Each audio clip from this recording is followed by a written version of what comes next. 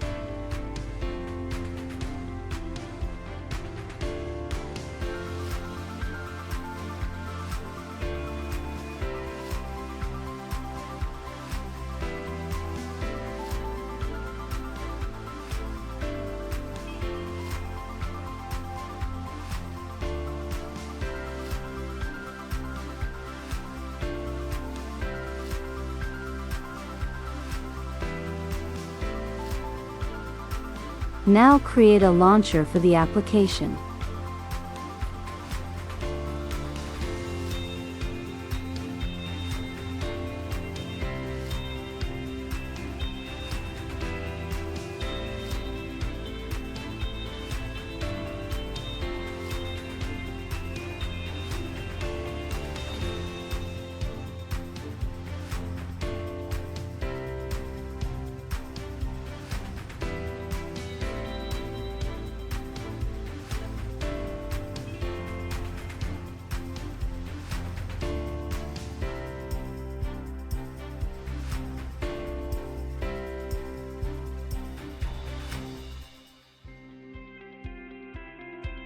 Approve the integration of the launcher into the distribution menu.